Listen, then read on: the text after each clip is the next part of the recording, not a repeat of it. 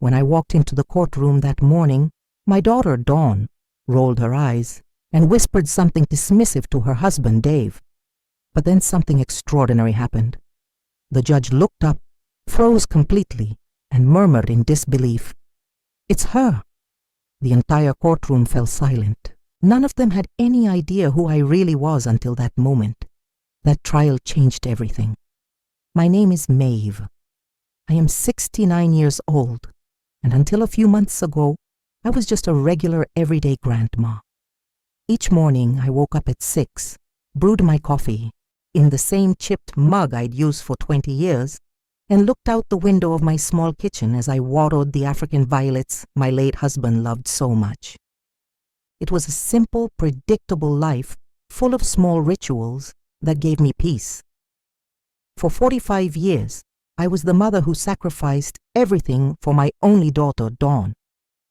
I worked nights cleaning offices, sold homemade cupcakes on the weekends, and sewed clothes to make a few extra bucks. It was all so she could go to college and have the life I never had. When she married Dave, an arrogant man who never said a kind word to me, I swallowed my pride and welcomed them into my house every Sunday with a table set and my best smile.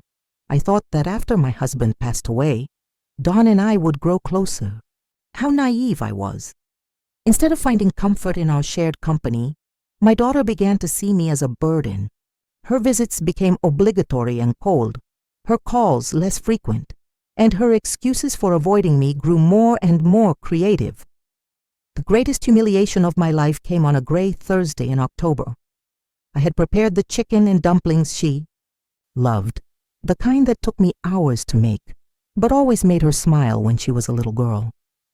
I put out my best tablecloth, the one with the embroidery I had done when she was a teenager, and even bought fresh flowers for the centerpiece. When they arrived, Dave walked into my house as if he owned it, slumped into my late husband's armchair, and turned on the television without even saying hello. Dawn wore a green dress I had bought her myself, but her expression was as cold as January ice. "Mom, we need to talk," she said, in that voice she had developed since she got married, a voice that sounded like it belonged to a stranger. She sat on the edge of the chair as if in a hurry to leave. "Dave and I have made a decision," she continued as he sat on the sofa, his eyes glued to the screen. "This house is too big for you. You can't maintain it alone anymore, and we need a bigger place for when we have kids. We found the perfect retirement community for people your age." I felt as though the floor had opened up beneath me. This was the house where Dawn had taken her first steps, where we had celebrated every birthday, where her father had died holding my hand. Every corner held our most sacred memories. Every photograph on the wall told our story. "But Dawn, this is our home. All our memories are here," I pleaded, my voice trembling, each word breaking as it left my mouth. "Memories are in the heart, Mom, not on the walls," she replied with a coldness that chilled me to the bone. "Besides, the community has activities for people like you. You'll be better off there. You'll have company your own age." Dave smiled with satisfaction as he began to measure the rooms with his eyes, as if he were already the owner. "It's for the best, Mrs. Maeve," he added with that fake smile I hated so much. "We'll take care of all the paperwork. Don't you worry about a thing." My heart shattered into 1,000 pieces. My own daughter, the child for whom I had sacrificed my youth, my health, and my dreams, was throwing me out of my own house to give my home to that despicable man. Tears threatened to fall, but I swallowed them back. I wouldn't give them the pleasure of seeing me cry. "I need time to think," I murmured with what little dignity I had left. "There's not much to think about, Mom," Dawn replied, standing up. "It's already decided. They're coming to appraise the house next week." And with that they left. They left my chicken and dumplings untouched, my flowers wilting, and my heart in pieces on the table where we had once been a happy family. That night I couldn't sleep. I sat in the kitchen staring at the photographs on the wall. Dawn is a baby. Dawn on her first day of school, Dawn on her graduation day. In every picture, I was there holding her, hugging her, smiling with pride. How had it come to this? How had the girl who once told me I was her hero now treat me like trash? The following days were a nightmare. Dave brought a real estate appraiser without warning, a man in a gray suit who walked through my house as if it were an object for sale. He took notes, measured rooms, and talked about potential and necessary renovations, as if I weren't even there. Dawn accompanied him, nodding at every disparaging comment about my home. "The pipes are old," the appraiser said, "and these kitchen tiles are dated. You'd have to change everything." My husband had put in those tiles with his own hands when Dawn was 10 years old. Each one represented hours of work, love, and hope for our future. But to them, they were just obstacles to their new life. The humiliation reached its lowest point when Dawn brought home brochures for the retirement community. "Look, Mom, it has beautiful gardens and they have bingo on Tuesdays," she said in that fake voice she used when she wanted to convince me of something. "Luce, there's a nurse on duty 24/7. You'll be safer. Safer." I had lived in this house for 30 years without a single problem. I knew all my neighbors. I had my routines, my plants, my memories. But to Dawn, none of that mattered. All that mattered was that I get out of her way. The day I least expected it, they arrived with papers. Dave walked in like he was the owner, followed by Dawn and a man who introduced himself as a lawyer. "Mrs. Maeve, we have all the documents prepared for the transfer of the property." "We just need your signature." "Transfer?" I asked, confused. "I thought you were going to sell the house." Dawn avoided my gaze. "Well, Dave and I decided to keep it. It's better for the family to hold on to properties." That's when I understood everything. It wasn't just that they wanted me out. They wanted to take ownership of my house. The legacy my husband and I had built with so much effort. It was a robbery disguised as filial concern. "I'm not signing anything," I said with the firmest voice I could muster. Dave stood up abruptly. His face completely changed, revealing the aggression he had always kept hidden when my husband was alive. "Ma'am, you're no longer in a condition to make decisions. Dawn is your only heir, and she is acting in your best interest." "This is my house," I yelled, surprising myself with my own strength.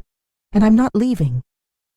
"Mom, don't make this harder," Dawn murmured, finally showing some discomfort.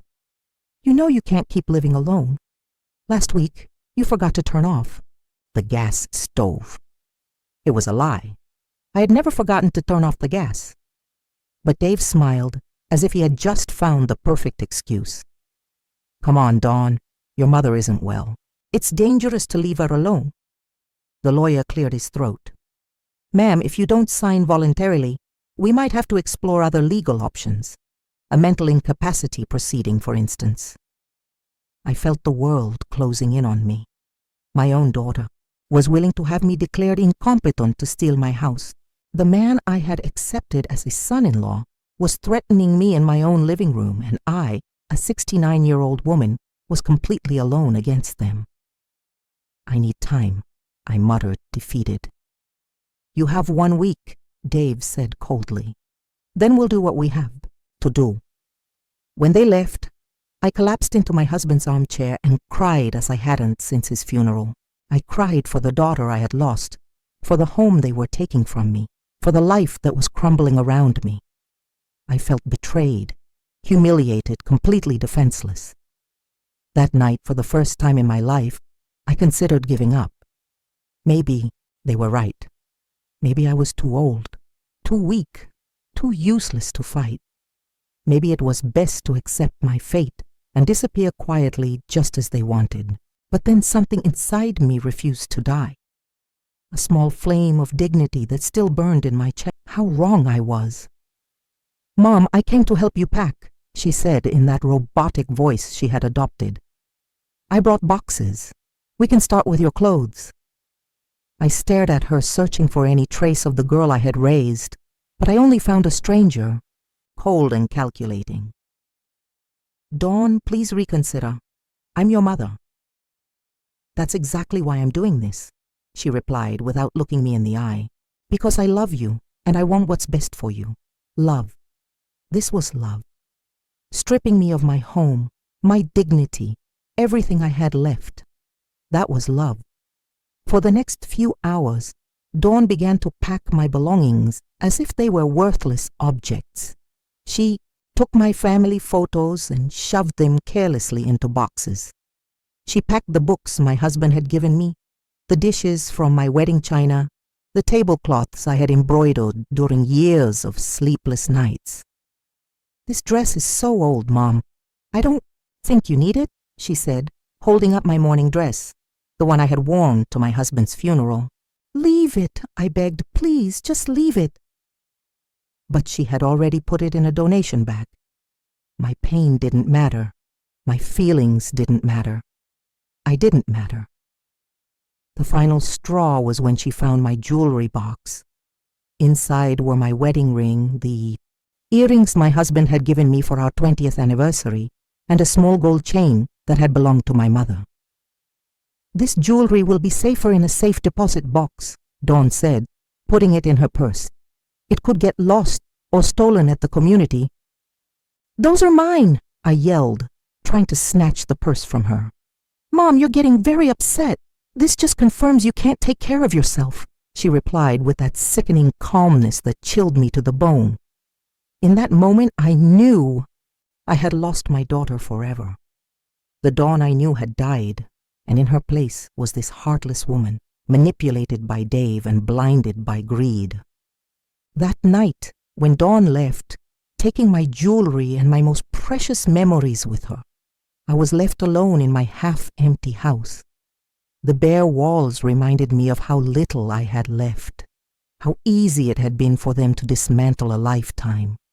I couldn't eat. I couldn't sleep. I sat on the floor of my living room surrounded by open boxes and scattered memories, and I wondered how it had come to this. At what point I had become invisible when I had ceased to matter. The following days were a living hell. Dave came, early every morning to supervise the process, as if I were incapable of packing my own things. He brought in strangers who measured, photographed, and appraised every corner of my house. They talked about me as if I weren't present, as if I were an old piece of furniture that needed to be removed. "The lady will have to speed up the process," Dave said to Dawn. "The movers are coming on Monday." It was Friday. I had 3 days left in the home where I had lived for 30 years, where I had raised my daughter, where I had loved and been loved. "What if I don't finish packing?" I asked in a whisper. "Don't worry, Mom," Dawn replied without looking up from her phone. "The movers will take care of everything. Just take what's essential." What's essential? As if an entire lifetime could be reduced to the essential. That afternoon, after they left, I walked through my house like a ghost. I touched the walls my husband had painted. I sat in every chair where we had eaten family breakfasts. I opened every drawer that held little treasures from my past life. In my husband's desk drawer, I found old letters, paid bills, and some documents I had never looked at. Most of them were unimportant, but there was one folder I had never seen. It was marked with my husband's initials and had a small lock on it, curious and desperate to find something, anything, to connect me to better times. I looked for the key in all his usual spots. I finally found it inside an old book, marking a page that talked about investments and properties. When I opened the folder, my world changed forever. There were documents I didn't fully understand, but one caught my attention immediately. It was a will dated just 6 months before my husband's death that I had never seen before. My hands trembled as I read. My husband had been much more far-sighted than I imagined, and Dawn, my dear Dawn, had no idea what she was about to discover. With shaking hands, I began to read the will that would change my life forever. My husband, who had always been so reserved about money, had been much busier than I imagined during his final years. The document revealed that my dear husband hadn't just been the modest employee I believed him to be. For decades, he had been quietly investing every extra dime he earned. He had bought small properties when prices were low. He had invested in company stocks that were now worth a fortune. And he had accumulated a wealth I never could have imagined in my wildest dreams. But that wasn't all. The will clearly specified that I was the sole heir to everything. Dawn would only receive a small sum if I died, and only if she had taken care of me with love and respect during my final years. My husband had been wiser than I thought. He had seen something in Dave that I had refused to recognize. There was also a clause that took my breath away. My husband was the owner of the entire building where Dawn and Dave lived. The apartment they thought they were paying for monthly was actually ours. All the tenants in the building were paying rent to us, and that rent had been automatically deposited into an account I knew nothing about. With trembling fingers, I searched through the papers until I found the bank statements. The amount was astronomical. For 2 years since my husband's death, I had been living as a poor widow, while a fortune was accumulating in the bank. There were more surprises. My husband owned shares in the company where Dave worked. Not just minor shares, but a significant enough stake that he could practically influence the company's decisions. There were also investments in restaurants, small businesses, and even a large piece of land on the outskirts of the city that was now worth millions. I read and reread every document, every contract, every certificate. Everything was there, perfectly organized and legal. My husband had built a silent empire, and I was its empress without even knowing it. But what impacted me most was a personal letter I found at the end of the folder. It was in my husband's own handwriting addressed to me. "My dearest Maeve," the letter said, "if you are reading this, it means I am no longer with you, and you have found this treasure I kept for you. Forgive me for not telling you while I was alive, but I wanted it to be a surprise for your golden years. You always worked so hard. You always sacrificed so much for Dawn and me that I wanted to make sure you would never want for anything." Tears began to roll down my cheeks as I continued reading. I must also confess something. I never completely trusted Dave. There's something about him I don't like, an ambition that worries me. That's why I structured everything this way. If Dawn takes care of you and respects you as you deserve, she will have a comfortable life. But if she ever treats you badly or tries to take advantage of you, you have all the power to protect yourself.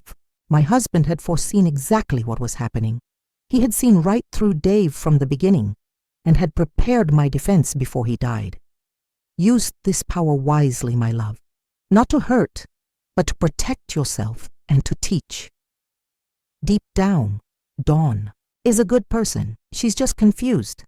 But if you need to defend yourself, you now have the tools to do it. Signed, your husband who loves you for all eternity. I sat on the floor of my living room surrounded by documents worth millions, crying for the wise man I had lost and for the daughter I was about to lose. But for the first time in months, they weren't tears of defeat. They were tears of gratitude, of hope, and yes, also of silent satisfaction. Dawn and Dave thought they were stripping me of everything. They had no idea that I owned the building, where they lived, the shares of the company where he worked, and properties all over the city. They thought they were throwing me out of my house to take it for themselves, not knowing that this house was the least valuable thing I owned. That night I didn't sleep. But for the first time in weeks, it wasn't because of sadness. It was because my mind was working, planning, calculating. He had given me power, and now I had to decide how to use it. Monday morning arrived with a light rain tapping against the windows. Dawn and Dave showed up early with the movers, expecting to find me packed and ready to leave. Instead, they found me sitting calmly in my favorite armchair, sipping tea as if it were any other day. "Mom, what are you doing? The movers are already here." Dawn said with that impatience she had developed. I'm not leaving anymore, I replied with a calmness that surprised even me. Dave came closer with that threatening smile I knew so well. Mrs. Maeve, we already talked about this. You don't have a choice. I looked him straight in the eyes for the first time in years. You're right, Dave. I don't have a choice. But it turns out you don't either. Something in my tone must have alerted them because Dawn came closer with a worried expression. What are you talking about, Mom? I'm talking about the fact that I just discovered something very interesting about my financial situation, I said, taking another sip of tea. But don't worry, you'll understand everything soon. Dave and Dawn looked at me with that expression they reserved for when they thought I was talking nonsense. But I was no longer the same scared woman from the week before. I had a plan, and most importantly, I had the power to execute it. Mom, enough with the games, Dawn said with irritation. The movers are waiting, and they have other jobs after hours. Then they can leave, I replied calmly, because they are not moving a single thing here. Dave stood up abruptly. Ma'am, I don't think you understand the situation. You no longer have a choice in this matter. On the contrary, Dave, I think it's you who doesn't understand the situation. I slowly got up from my chair and walked to the desk where I had left some of the documents I had found. Not all of them, just a few that I needed for this conversation. Did you know that your apartment, the one you've been living in for 3 years, has never been paid to the real owner? Dawn frowned. What are you talking about? We pay it religiously every month. Yes, but you pay it to a property management company that in turn deposits the money to me because I own the entire building. The silence that followed was deafening. Dave was the first to react with a nervous laugh. That's impossible. You live on a measly pension. I lived on a pension because I chose to, I replied, enjoying every second of their confusion. My husband was much smarter than any of us imagined. I showed them one of the property deeds. Dawn took it with trembling hands and read it 1, 2, 3 times. This can't be real, she murmured. It's as real as the fact that you were throwing me out of my own house to take it for yourselves. But it turns out this house is the least valuable thing I own. Dave snatched the document from Dawn's hands. His face turned pale as he read. This has to be fake, a forged document. You can verify it whenever you like, I said with a smile I hadn't felt in months. In fact, I encourage you to do so. Dawn collapsed onto the sofa, as if her legs had been cut out from under her. Why didn't you ever tell us anything? Because I didn't know myself until 3 days ago. Your father kept this secret to protect me. What a visionary he was. Dave began to pace the room in circles, clearly agitated. This changes everything, Dawn. If your mother really owns the building, it means she can evict you whenever she wants, along with all the other tenants who have been paying me on time for 2 years. I completed the sentence for him. You can't do that, Dawn said, her voice cracking. We're family. Family. The word came out of my mouth with more bitterness than I intended, like when you were going to declare me mentally incompetent to steal my house, like when you packed my memories as if they were trash, like when you took my mother's jewelry. Dawn began to cry. But they were no longer the manipulative tears she had learned to use. They were tears of genuine terror. Mom, please, we can fix this. It was all Dave's idea. Dawn! Dave yelled, furious that she was blaming him. It's true, she continued, ignoring him. He convinced me it was what was best for you. He said you were losing your memory, that you couldn't take care of yourself. And you believed him? I asked, feeling my heart break once more. Do you know your mother so little that you believed him over your own intuition? The movers, who had been waiting at the entrance, came closer, confused. Excuse me, are you taking the stuff or not? Because we have another job in an hour. No, I replied firmly. Nothing is being moved here. You can go. Dave came closer to me with that aggression he had always kept hidden. This isn't over, old lady. We're going to challenge those documents. We're going to prove they're fake. Go right ahead, I said, unfazed. In the meantime, I hope you have enough money saved to find somewhere else to live, because on the first day of next month, you're going to receive an eviction notice. You can't do this to us, Dave yelled, completely losing his composure. I can and I will, but don't worry, I'll be fair. I'll give you the 30 days that the law allows. Dawn stood up abruptly from the sofa. Mom, please, you have to understand. Dave told me that if I didn't convince you to move, he would leave me. He said he couldn't stand living knowing you were here alone, being a danger to yourself. And that justifies everything you did to me, I asked. It justifies treating me like trash, packing my memories without care, taking your grandmother's jewelry. I'll give it back to you right now, Dawn said, desperately searching through her purse. It's too late for that, Dawn. Dave came closer again, but this time his attitude was different. He was no longer threatening, but almost pleading. Mrs. Maeve, we can come to an agreement. Dawn is pregnant. Are you really going to throw your grandchild out on the street? I felt as if I had been punched in the stomach. Dawn was pregnant and she hadn't told me. I was going to be a grandmother, and I found out as a piece of blackmail. Is it true? I asked Dawn. She nodded through her tears. I wanted to tell you a different way. I wanted it to be a special surprise, like the surprise of throwing me out of my house, I replied, even though I felt my resolve beginning to waver. But then I remembered my husband's words in his letter.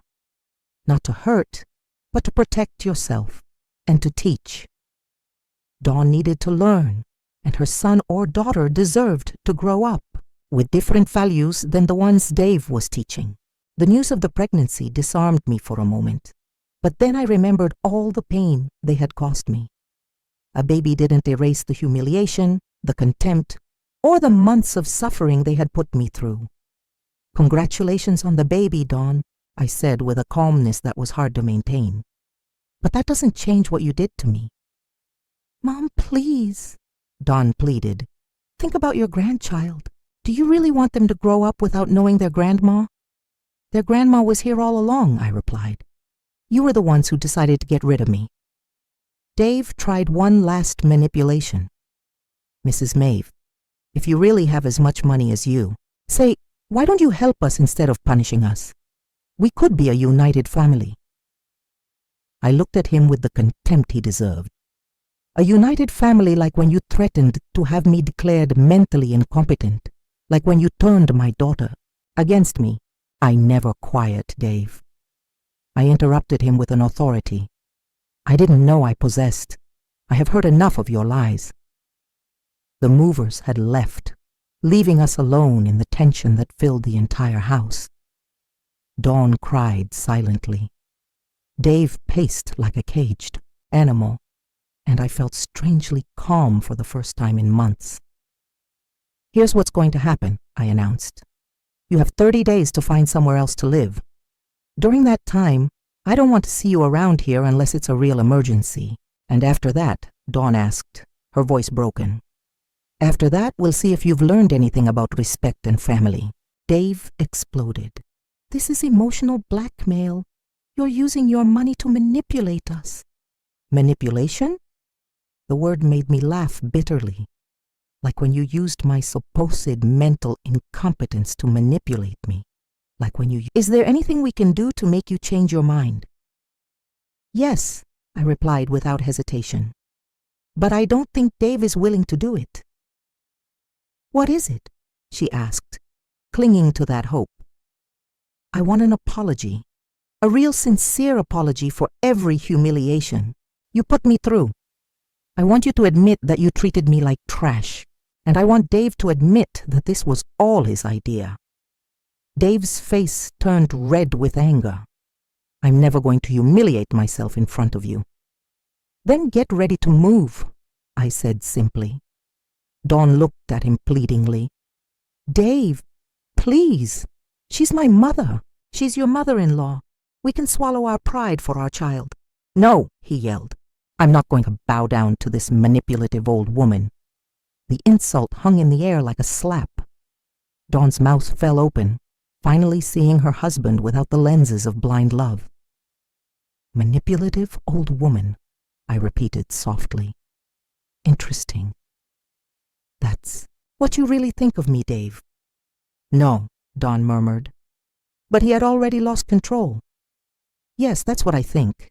A bitter old lady who can't stand to see her daughter happy. That's why she made up this whole story about the money. Made up. I walked to the desk and took out more documents. Did I also make up these bank statements? Did I make up these property deeds? Did I make up these stock certificates? I put each document on the dining room table, one by one, until the surface was covered with irrefutable proof of my fortune. Dawn came closer and began to examine the papers with trembling hands. Oh my God, Mom, this is real. It's all real, very real, I confirmed. And now you understand why your husband is so desperate to discredit me. Dave tried one last gambit. Dawn, you can't believe your mother hid all this for years. She's a liar. No, Dawn suddenly yelled, surprising us all. Stop it, Dave. Just stop. She turned to me with tears streaming down her cheeks. Mom, forgive me. Forgive me for everything. You're right. I treated you like trash. I took your memories, your jewelry, your dignity. And the worst part is that I did it because he convinced me you were a burden. Dawn, don't listen to her. Dave tried, but she ignored him completely. He filled my head with lies about your mental health, about the dangers of you living alone. He made me feel guilty for leaving you here when all you wanted was to be in your home. Dawn, be quiet, Dave ordered her. But it was already too late. Don't you ever tell me to be quiet again, she yelled at him. I'm sick of your manipulations, sick of you using me to hurt my mother. The silence that followed was absolute. For the first time in years, Dawn had defended something she believed was right instead of blindly following her husband's orders. Dave looked at her with a coldness that chilled me to the bone. If you choose your mother over me, Dawn, this relationship is over. Dawn stood motionless for a moment, processing the ultimatum. Then, to my surprise, she straightened up and looked him directly in the eyes. Then it's over, she said, in a voice I had never heard from her before. Dave was paralyzed as if he couldn't believe what he had just heard. For years he had controlled her every decision, every thought, every move. And now, for the first time, she had told him, "No, you're not serious," he murmured with a nervous smile. "You're pregnant, Dawn. You can't raise a child alone." "I won't be alone," Dawn replied, looking at me for the first time in months with something that resembled love. "I have my mother." But I wasn't ready to forgive so easily. The months of humiliation, the nights of crying, the feeling of having lost my only daughter, all that didn't just disappear with a few words. "Dawn," I said softly, "I appreciate that you finally opened your eyes, but this doesn't fix everything that happened." Her face fell. "Mom, please. I know I don't deserve your forgiveness, but I'm willing to do whatever it takes." Dave, seeing that he was losing control of the situation, adopted a different attitude. He suddenly knelt in front of me with a look of repentance I knew was fake. "Mrs. Maeve, you're right. It was all my fault. I convinced Dawn that you couldn't. Take care of yourself." I pressured her into making difficult decisions. "Please forgive me." I looked down at him, feeling a mixture of satisfaction and disgust. It was pathetic to see him gravel after months of arrogance. "You're asking for forgiveness now, Dave, when you discover that I'm not the poor, helpless old woman you thought I was." "I was terribly wrong," he continued with that performance I also knew. "Let me make it up to you. We can be a happy family." "A happy family," I repeated. "Like when you threatened to have me declared mentally incompetent. That was a mistake. Like when you called me a manipulative old woman 5 minutes ago." Dave swallowed hard, realizing that every word he had said was being used against him. I was upset. I didn't know what I was saying. No, I said firmly. You knew exactly what you were saying. You were showing your true face for the first time.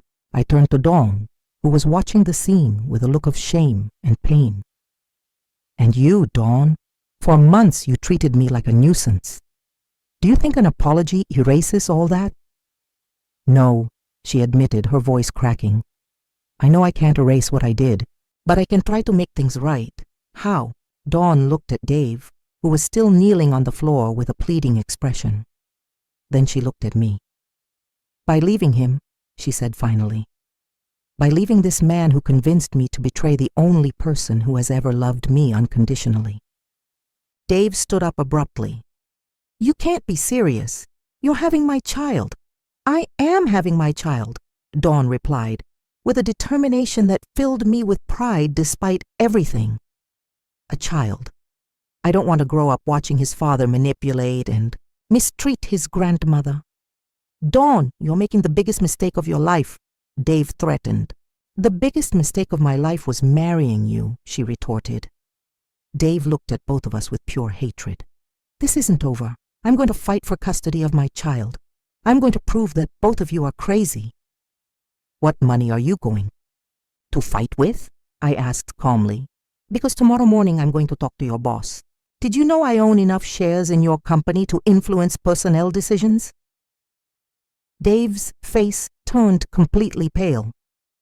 You wouldn't dare, after all you've done to me. Of course I would. That's an abuse of power, he muttered, like when you abused my mother's love to manipulate me, like when you abused Dawn's trust to turn her against me. Dave headed for the door, but stopped before leaving. This doesn't end here, he said, his voice full of venom. I'm going to destroy both of you. Go ahead and try, I replied unfazed, but do it from somewhere else, because you have exactly 1 hour to get your things out of my building. 1 hour? You said we had 30 days. That was when Dawn was with you. Now that she's on her own, there's no reason for you to keep living on my property. Dave slammed the door behind him, making the whole house tremble. Dawn and I were left alone for the first time in months, surrounded by a heavy silence and documents that proved a reality that was still hard to process. Mom, Dawn murmured after a long while. Can you ever forgive me? I looked at her, this 30-year-old woman who had just discovered she had been living a lie, who had betrayed her mother for a man who was worthless, who was pregnant and alone. I don't know, Dawn, I replied honestly. You hurt me a lot. I know, she whispered, and I'm going to spend the rest of my life trying to make it up to you. Starting with what? Starting with giving you back your mother's jewelry, she said, pulling out the small bag she had taken days before, and by asking if I can stay here tonight, I have nowhere else to go. I looked at the bag with my mother's jewelry. Then I looked at my pregnant and alone daughter, and I felt my heart soften just a little. One night, I said finally. But tomorrow, we start talking about how you're going to earn my trust back. But I was watching every gesture, every word, every attempt Dawn made to win back my trust. And what I saw gave me hope. For the first time in years, my daughter was doing things for herself without expecting someone else to solve them, for her. She washed her dishes immediately after eating, kept her room spotless, and even started helping with chores around the house without me asking.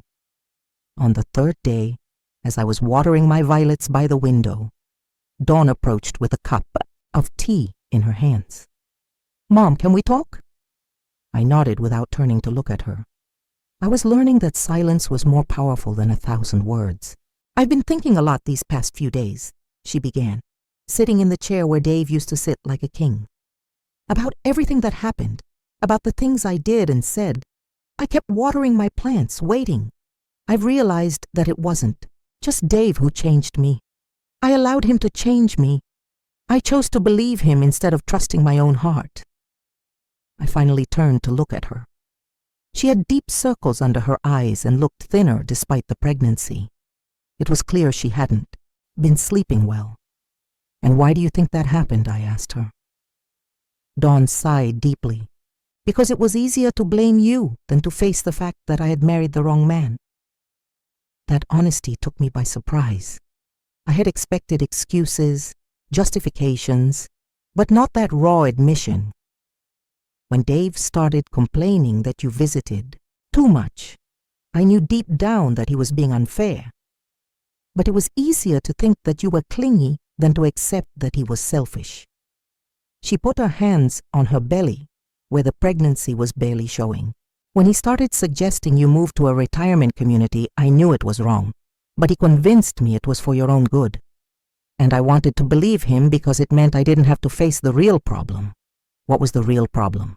I asked, even though I already knew the answer, that I had married a man who didn't respect my family, who didn't respect me, and who was never going to change. In the days that followed, Dawn began to tell me things that chilled me to the bone. How Dave had gradually isolated her from her friends, convincing her they were a bad influence. How he controlled every cent she spent, telling her that women didn't know how to handle money. How he had convinced her to quit her job because real wives dedicated themselves to the home. And you never thought to talk to me about this? I asked her one afternoon. Dave told me you wouldn't understand, that you were from another generation. He convinced me that if I told you our problems, you would tell me to leave him, and he didn't want any outside interference in our marriage. Each revelation hurt more than the last. My daughter had been suffering in silence while I believed she was happy. And when she had finally tried to get closer to me, it was already too late, because Dave had programmed her to see me as the enemy. 2 weeks after Dave left, Dawn received a call that left her pale as a ghost. "It's the building manager," she said, her voice trembling. "Dave is in the lobby. He says he has the right to come up because he's still my husband." "And what did you tell him?" "That I didn't want to see him, but he won't leave. He's yelling that he's going to call the police, that this is kidnapping." I got up from my chair with a calmness that surprised me.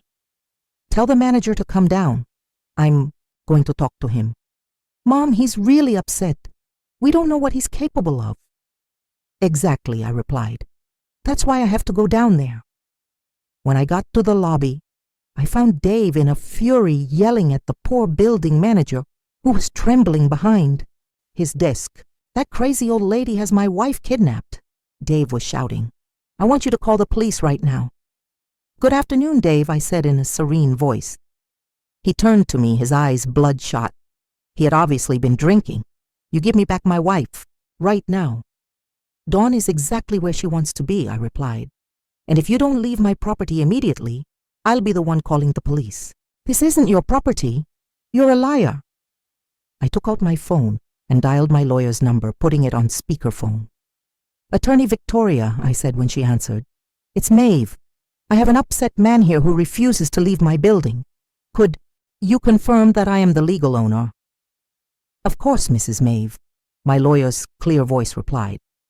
"You are the sole owner of the building located at." Dave went silent as he listened to the legal confirmation. The manager looked at him with a mixture of fear and embarrassment, finally understanding the situation.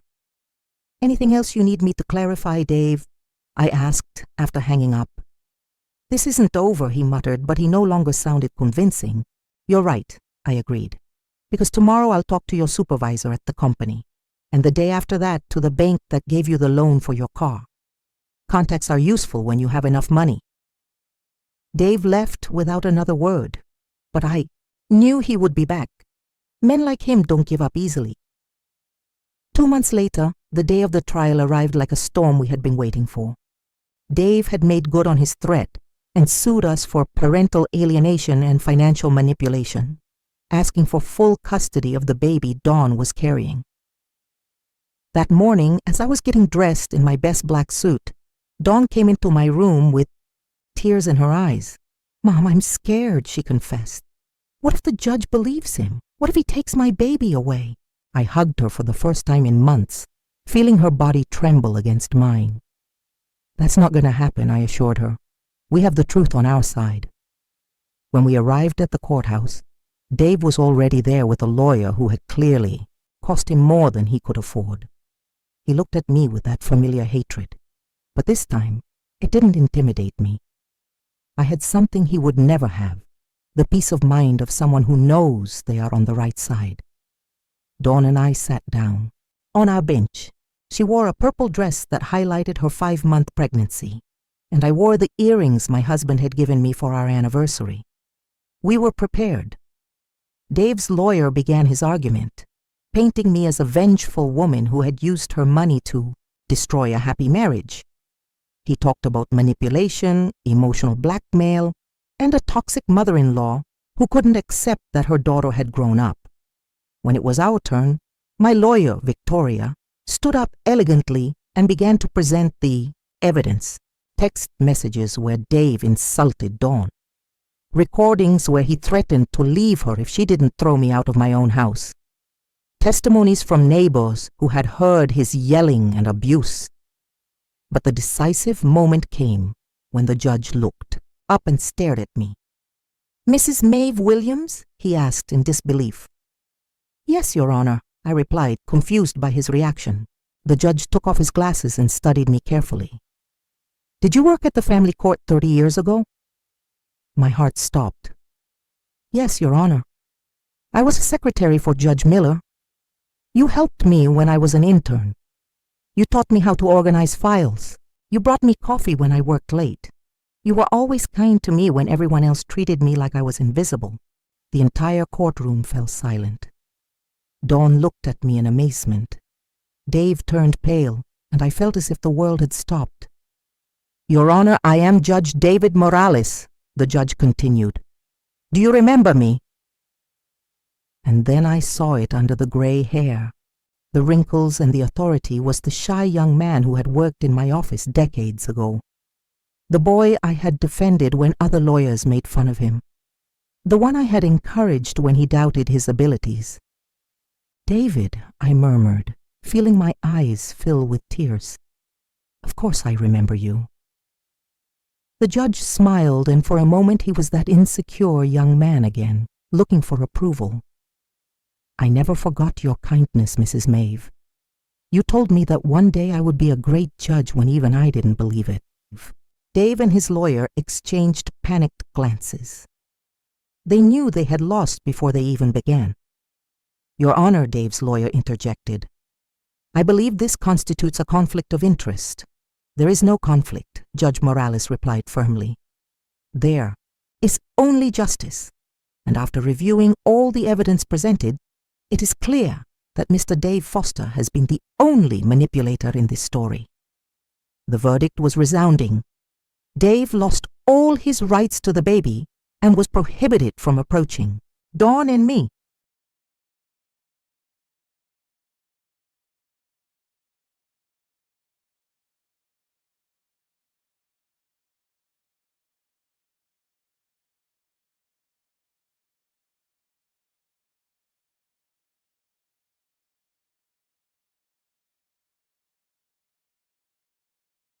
He also had to pay the legal costs and a settlement for emotional damages.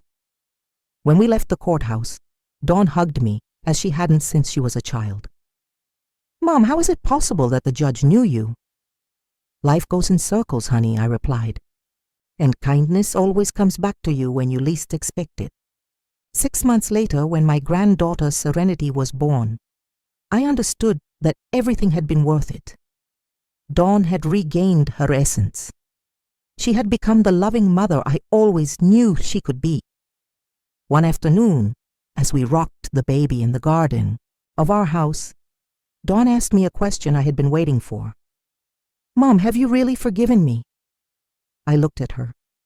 This woman who had grown so much in such a short time, who had learned to value what was truly important. "I forgive you, Dawn," I said finally. "But more importantly, you've learned to forgive yourself." That night, as I prepared tea in my old chipped mug, I thought about my husband and his letter. I had used the power he left me exactly as he had expected, not to hurt, but to protect and to teach.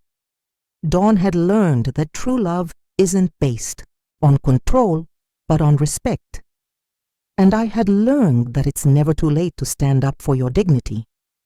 Looking out the window at the garden where my granddaughter was playing, I smiled.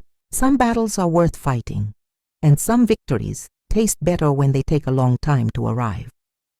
In the end, I hadn't needed to yell to be heard. I had only needed to remember who I really was and defend it with the peace of mind of someone who knows they are on the right side of history. 5 years after the trial, my life had taken a turn I never could have imagined. Little Serenity, now a 4-year-old girl, with her mother's lively eyes and my same stubbornness, ran through the garden chasing butterflies, while Dawn and I prepared Sunday lunch. "Grandma Maeve, look what I found!" Serenity yelled, running toward me with a yellow flower in her small hands. "It's beautiful, my love," I said, lifting her up to give her a kiss. "Shall we put it in the vase with the others?" Dawn smiled at me from the kitchen. In these years, she had bloomed in an extraordinary way. She had gone back to school and was now working as an accountant at a small but prosperous firm. And most of all, she had regained that spontaneous laugh I remembered from her childhood. "Mom, a letter came for you," she said, handing me an elegant envelope. It was from the foundation I had established 2 years ago with part of my husband's inheritance. Home and Dignity had become a refuge for older women who were suffering from familial abuse or abandonment. What had started as a way to honor my own experience had transformed into something much bigger. "What does it say?" Dawn asked, drawing her hands on her apron. "They're inviting us to the inauguration of the third house," I replied, feeling that deep satisfaction that only comes from knowing your pain served a good purpose. They're going to house 15 more women. In these years, we had helped more than 50 women rebuild their lives. Some arrived as I had been, stripped of their dignity by ungrateful children or abusive relatives. Others came alone, without family, but with similar stories of abandonment and mistreatment. The doorbell interrupted my thoughts. Dawn went to open it and came back with a mysterious smile. "Mom, you have a visitor." Behind her appeared retired Judge David Morales, accompanied by an elegant woman with silver hair. "Mrs. Maeve," he greeted me with that warm smile he had kept since he was young. "I want to introduce you to my wife, Elena." "It's an honor to meet you," Elena said, taking my hands. "David has told me so much about you. He says you were one of the most important people in his professional training." "He exaggerates," I replied, but I was deeply moved. "Not at all," David insisted, "and that's why we wanted to invite you personally. The Retired Judges Association is going to give you an award for your work with the foundation." "That's not necessary," I began to say. "Yes, it is," he interrupted me. "Your story inspired many of us to reflect on true justice, the kind that goes beyond written laws." After they left, Dawn and I sat on the porch while Serenity played with her dolls. The garden was more beautiful than ever. I had hired a gardener, but I still personally took care of the African violets my husband loves so much. "Do you know what I admire most about you, Mom?" Dawn asked me suddenly. "What?" "That you never got bitter after everything I put you through. After all the pain, you never let it harden your heart." "Of course I got bitter," I admitted. "There were nights when resentment was eating me up inside. But your father taught me something very valuable in his letter." "What did he teach you?" "That true power doesn't come from revenge, but from the ability to transform pain into something useful for others." Dawn nodded, understanding she had experienced that transformation herself. She now volunteered at the foundation, using her own experience to advise young women who had fallen into toxic relationships. "Did you ever find out what happened to Dave?" she asked. "My lawyer, Victoria, told me he moved to another city. It seems he got married again." I paused, choosing my words carefully. I hope he learned something from all this, but honestly, it's no longer my concern. "You're not even curious?" "No," I replied honestly. "I learned that some people only come into your life to teach you lessons. Once you've learned the lesson, you can let them go. Serenity came running with her cheeks rosy from playing. "Grandma, will you tell me the story of the brave grandma?" It was her favorite story, a version adapted for children of what had happened. In my version, the grandma discovered she had magical powers and used them to protect her family from a big bad dragon. Again, I pretended to complain, but I was already lifting her up to sit her on my lap. Yes, and don't forget the part where the good judge helps her. As I told the story for the nth time, I thought about how strange destiny was. I had needed to lose everything to discover what I truly had. I had to hit rock bottom to find my real strength. And happily ever after, Serenity asked when I finished. Happily ever after, I concluded.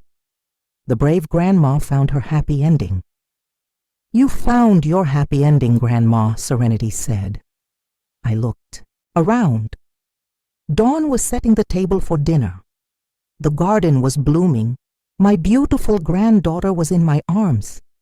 And the letter from the foundation promised to help even more women. "Yes, my love," I replied. I did. That night, after putting Serenity to bed, I sat in my favorite armchair with a cup of tea and the letters that arrived weekly from the women we had helped.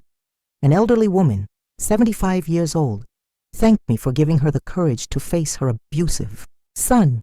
A 60-year-old woman told me she had gotten her house back after her grandchildren had tried to swindle her. Every letter was a confirmation that my experience had served a purpose bigger than my own pain. Dawn sat next to me with her own cup of tea. "What are you thinking about, Mom?" "About your father," I admitted. "How proud he would be of what we've built." "I'm sure he's watching us," Dawn murmured. "And about you," I continued. "How proud I am of the woman you've become." "I learned from the best," she replied, taking my hand. We sat in silence, enjoying the tranquility of the night. In the distance, the soft noise of the city could be heard. But here, in our garden, peace reigned. "I love you, Mom," Dawn whispered. "And I love you, honey," I replied. "I've always loved you, even in the darkest moments." And it was true. A mother's love transcends hurts, disappointments, betrayals. It's stronger than pride, more enduring than resentment, more powerful than any fortune. That night, I slept soundly, without nightmares, without worries. I had found something worth more than all the money in the world. The peace of knowing that I had used my second chance wisely. In the end, it wasn't about how much money I had or how much power I had exercised. It was about transforming my pain